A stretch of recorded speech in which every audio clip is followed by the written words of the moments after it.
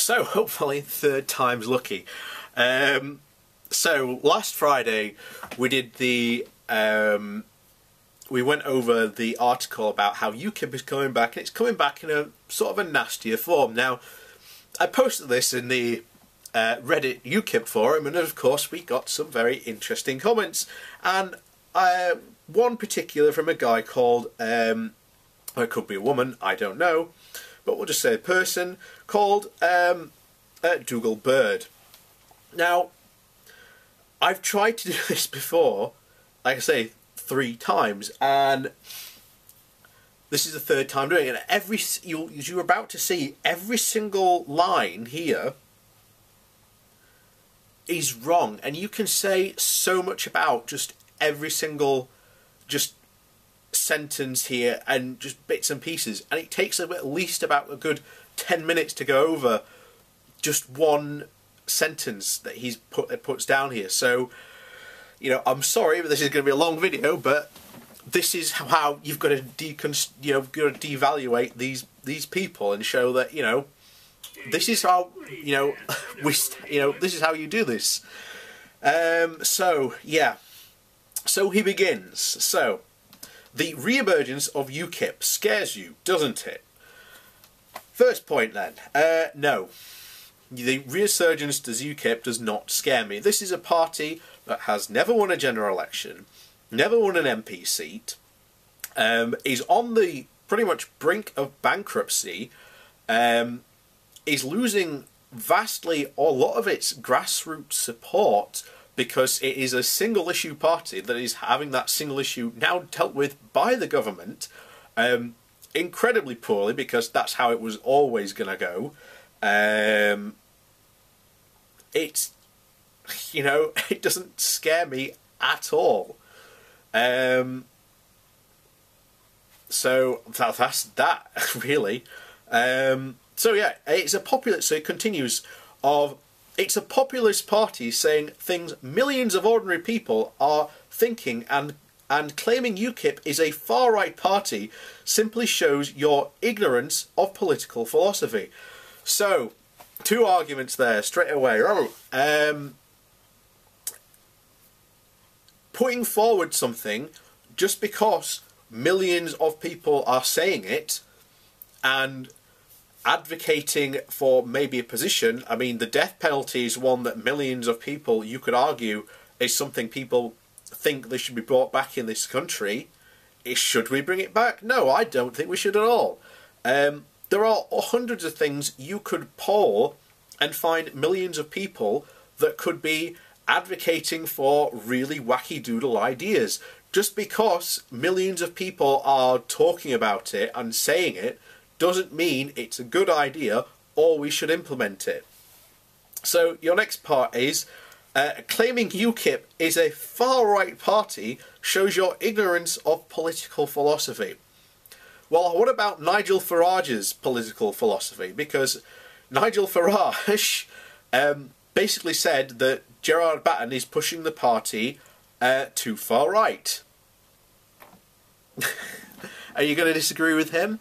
And then what about the fact that recently it came out today that UKIP is allying itself with Steve Bannon of Breitbart fame, who is one of the leaders of the alt-right movement in America. You know, we can go on, and it's not only just that, but when you get to advocating their policies, UKIP's main economic policy is to promote laissez-faire capitalism, which is basically the complete deregulation and removal of all government interference in the market. So, no more workers' rights, animal rights, production standards, safety standards, health and safety, even though I've said that twice, you know, food standards, you name it, gone. They do not want any form of government intervention in the market. That is a far-right idea.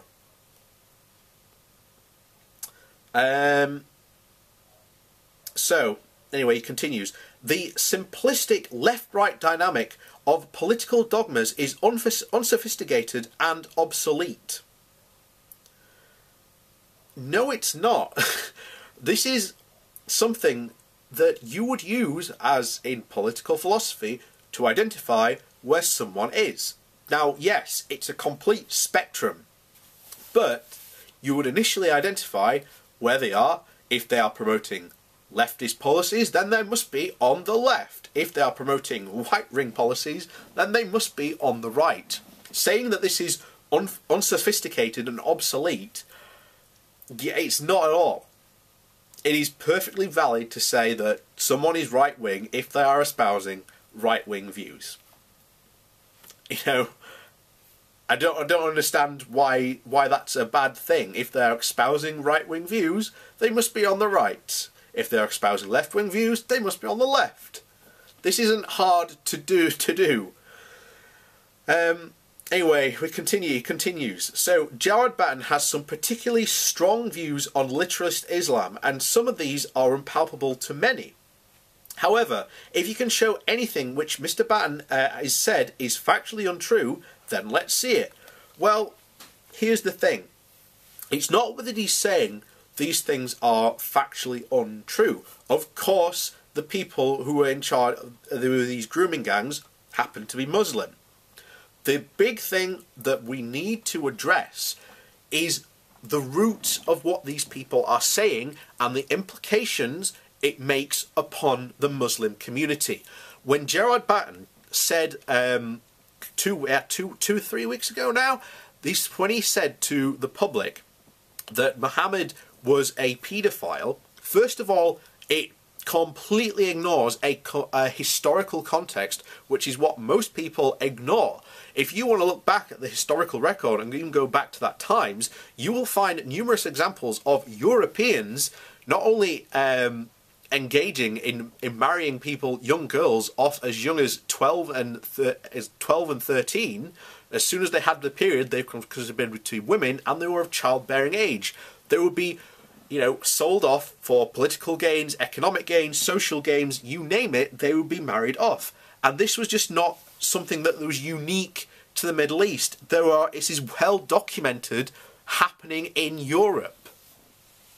So, from a modern standard, yes, but from a historical standpoint, which you must take it from, because, hey, remember, Joseph was marrying Mary, and at also quite a young age, that would have also been described as paedophilia. I don't see you complaining about that. You know, but then this goes on to another point, which is what these people are trying to do, which they are trying to direct lots of anger against Muslim communities, because this is how it starts. You say, Muhammad is a paedophile, these people who committed all these grooming gangs happen to be Muslim, that's why they committed these acts that they did. This must mean that because there are other males who follow the Muslim faith, this must also mean that they are paedophiles. And this ends up directing violence against this community. This is blatant Islamophobia. I'm sorry if you can't see that, but it is. This leads to incidents in Rotherham, just after that scandal was exposed. A Muslim taxi driver who had nothing to do with any of these groups or people or anything like that were involved in it, got beaten to a point where he was put in intensive care. That was because of the EDL constantly marching, claiming and banging on about these things, and basically putting in the minds of these people that all male Muslims must somehow be paedophiles and that they are now a danger and a threat to us, when they are not. This is what happens when you take a very simplistic look and ignore the vast amounts of, just historical context of what was going on in that region. And not only just in that region, but the entire world in general. So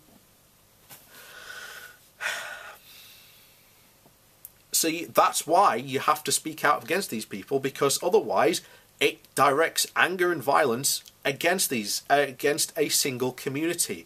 And why are you only directing anger at a single community? Because these problems also exist in other communities as well. But for some reason, you don't say anything about it when it happens to them, or you ignore them completely.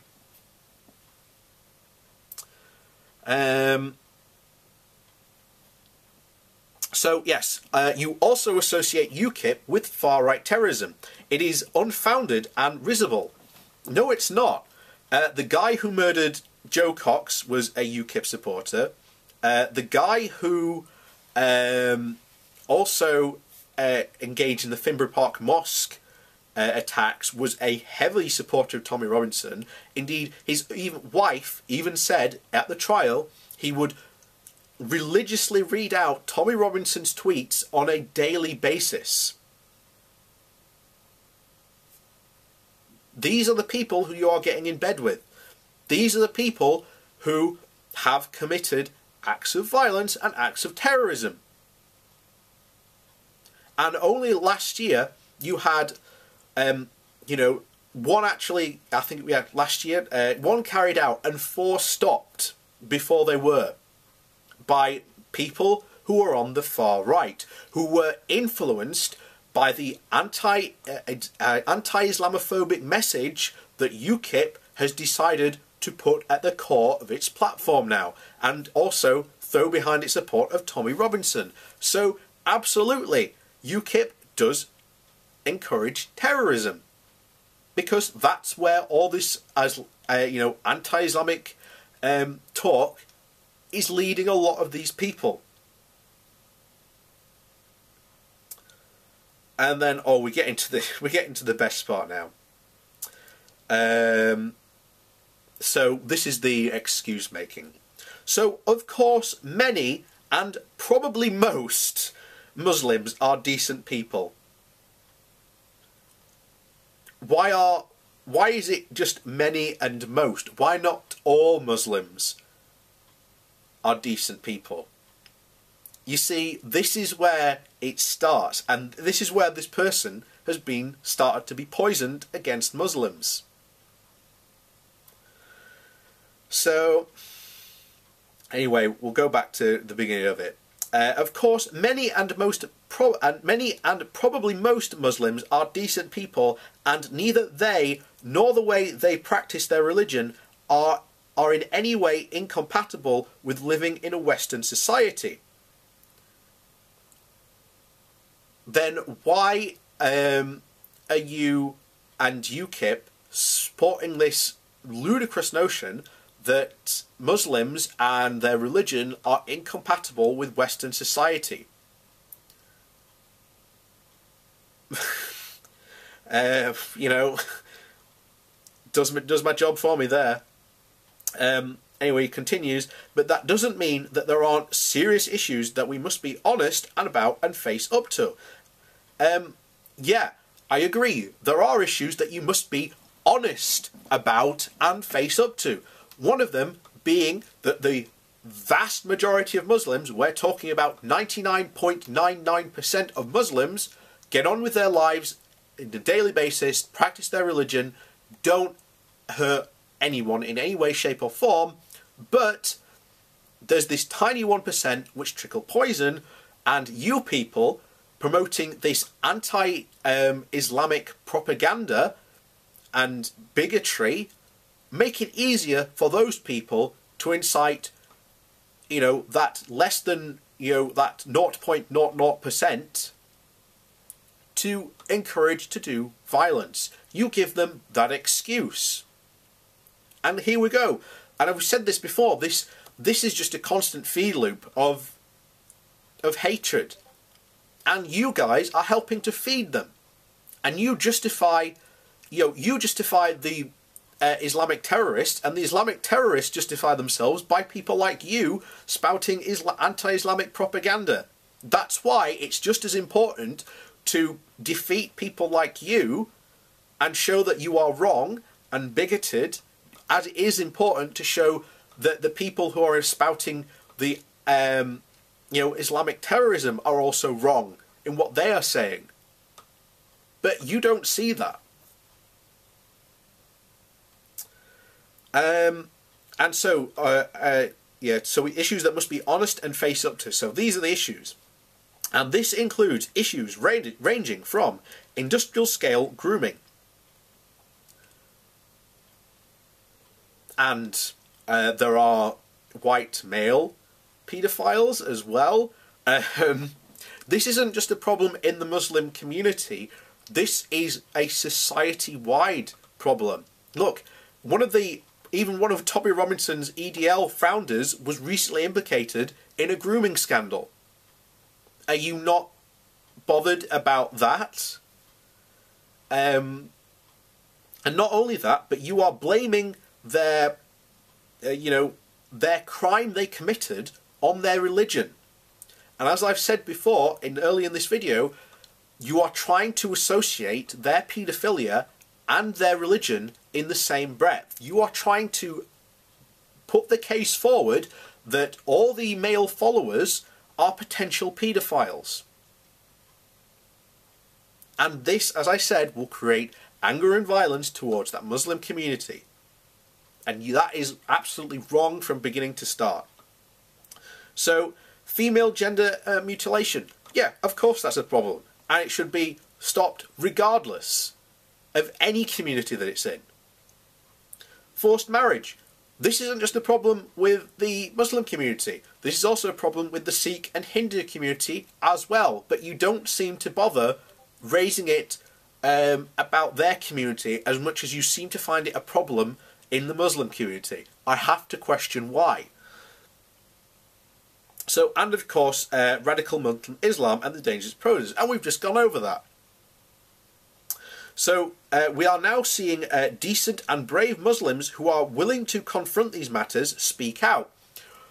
This isn't something recent. They've been doing it since day one. You can find all over the internet Muslims who will stand up and talk about these problems in their community. The problem is, you guys completely ignore them. All the time. Completely ignored. So, where are we? Yeah, so the Muslims confront these matters and speak out. The problem with people like you is that you would rather dismiss anyone who highlights such issues as being Islamophobic and far-right, and sweep the real problems under the carpet. I am not sweeping these problems under the carpet. I have addressed these problems you say I am too afraid to talk about. And you are, again, trying to link the problems in the Muslim community specifically with their religion. This is not the case. Take your grooming gangs, for example. There is no evidence at all to suggest that there is a link between the guys who carried out these, these crimes that they did with them being a Muslim. They did not carry out the crimes because they were Muslim. That's basically it. There is no evidence at all. This was highlighted in the Rotherham report. I suggest you go and read it, because it highlights the real problem, which was social services and the police failure to act.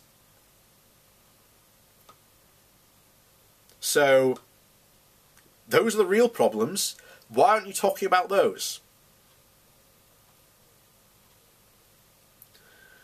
So, anyway, this is the reason I choose to dismiss it. So he goes on. So, you do this because A, you are too cowardly to acknowledge and confront them. I'm confronting you now.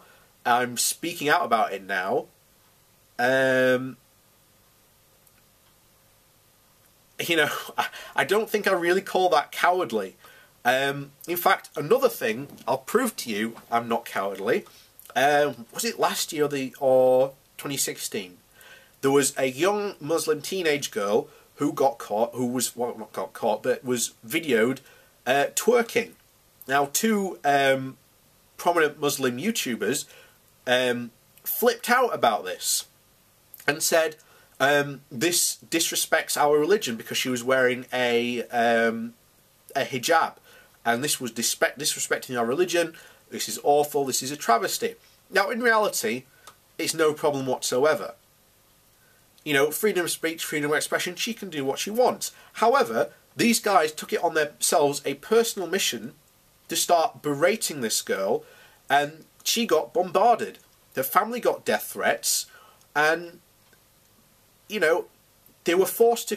They forced her to come onto their YouTube channel, and she was basically crying because she was that terrified about all the stuff that had been going on. To apologise. That should have never have happened. But where were you talking out about that? I made a video about it. I think I was one of the only very few people to actually cover that and make a video about it. I noticed you weren't making a video about that. UKIP weren't making a big fuss about that. Tommy Robinson wasn't making a big fuss about that.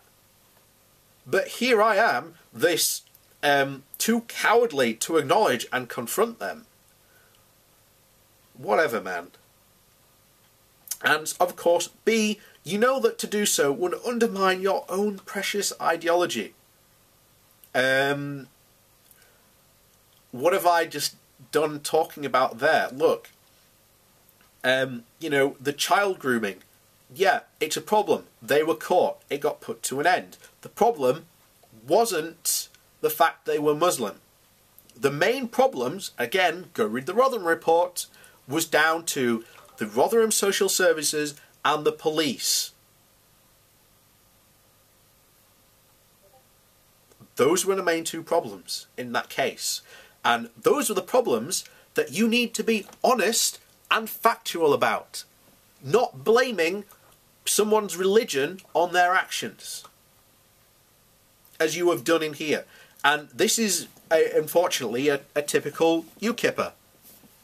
He's blaming someone else's actions on someone's religion because he's got his own political ideology, and his political ideology is that, you know, Muslims are evil and that they should be all basically gotten rid of out of the UK. And it won't stop at there if they ever succeed, because they will just move on to the next whatever group they disagree with. So that's my response. I know he's not going to like or even accept any of it, but yeah, look out for his response below this. I'm sure it'll be fun and fascinating. But there you go. That's my response to the UKIPper.